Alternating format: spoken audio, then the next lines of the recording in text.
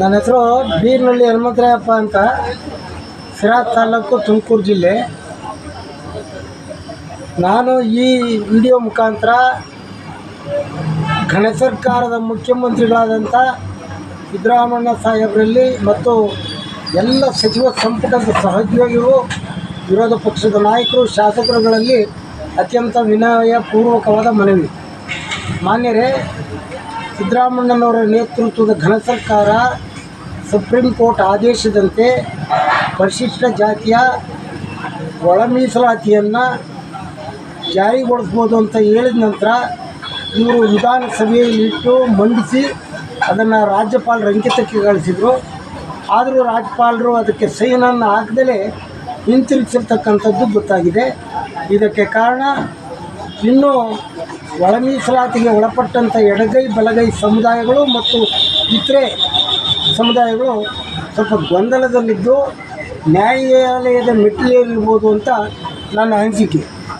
ಅದನ್ನು ದಯಮಾಡಿ ಎಲ್ಲ ಈ ಪರಿಶಿಷ್ಟ ಜಾತಿಯ ಒಳ ಮೀಸಲಾತಿಗೆ ಒಳಪಡ್ತಕ್ಕಂಥ KH ಮುನಿಯಪ್ಪನವರು, ಮಲ್ಲಿಕಾರ್ಜುನ ಖರ್ಗೆ ಅವರು, ಡಾಕ್ಟರ್ G ಪರಮೇಶ್ವರವರು, HC ಮಹದೇವಪ್ಪನವರು ಮತ್ತು H ಆಂಜನೇಯ, A ನಾರಾಯಣಸ್ವಾಮಿ ಇವರೆಲ್ಲ ಒಂದು ಕಡೆ ಸೇರಿಕೊಂಡು ನಮಗಾಗ್ತಕ್ಕಂಥ ಅನ್ಯಾಯಗಳೇನು, ಯಾರಿಗೆ ಅನುಕೂಲ ಆಗಿದೆ ಯಾರಿಗೆ ಅನುಕೂಲ ಆಗಿಲ್ಲ, ಈವರೆಗೂ ಆಗಿರ್ತಕ್ಕಂಥ ವಿಚಾರ ಬೇರೆ.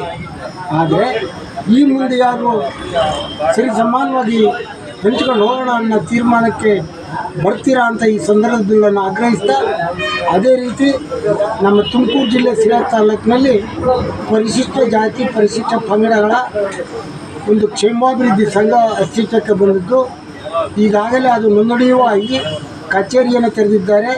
ಸುಮಾರು 800ರಿಂದ 1000 ಚಿಲ್ಲರೆ ಸಹ ಸದಸ್ಯರಾಗಿದ್ದಾರೆ.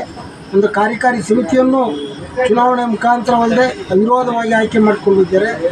ಅದರ ಅಧ್ಯಕ್ಷರಾಗಿ ಸರ್ಕಾರಿ ನೌಕರರು ಆಗಿದ್ದು ಮತ್ತು ವಿವಿಧ ದಲಿತ ಪರ ಸಂಘಟನೆಗಳಲ್ಲಿ ಗುರುತಿಸಿಕೊಂಡು ತಮ್ಮನ್ನು ತಾವೇ ಈ ಜನಾಂಗಕ್ಕೆ ಮತ್ತು ಎಲ್ಲ ಜನಾಂಗದವರಿಗೆ ಸ್ಪಂದಿಸ್ಕೊಂಡು ಬಂದಿರತಕ್ಕಂಥ ನಮ್ಮ ಹಿರಿಯರಾದ BN ನರಸಿಂಹಮೂರ್ತಿರವರಿಗೆ ನಾನು ಅವ್ರನ್ನ ಅಧ್ಯಕ್ಷರನ್ನಾಗಿ ಆಯ್ಕೆ ಮಾಡಿರ್ತಕ್ಕಂಥದ್ದಕ್ಕೆ ನಾನು ಈ ತಾಲೂಕಿನ ಎಲ್ಲ ಸರ್ವಾನುಮತದ ಸದಸ್ಯರನ್ನೂ ಸಹ ಒಳಗೊಂಡಂತೆ ನಾನು ಅಭಿನಂದಿಸ್ತೇನೆ.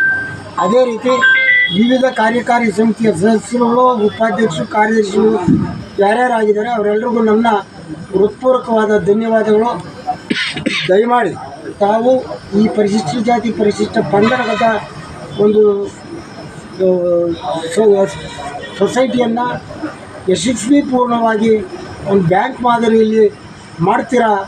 ಈಗಾಗಲೇ ಅನೇಕ ಹಿಂದೆ ಆಗಿ ಹೋಗಿರ್ತಕ್ಕಂಥವನ್ನ ಒಂದು ಉದಾಹರಣೆ ತಗೊಂಡು ಸರ್ವ ಶ್ರೇಷ್ಠತೆಯಲ್ಲಿ ಮುನ್ನಡೆಸಲಿ, ನಿಮಗೆ ಒಳ್ಳೆಯದಾಗಲಿ ಅಂತ ನಾನು ಈ ಸಂದರ್ಭದಲ್ಲಿ ನನ್ನ 2 ಮಾತುಗಳನ್ನು ಮುಗಿಸ್ತಾ ಇದ್ದೀನಿ.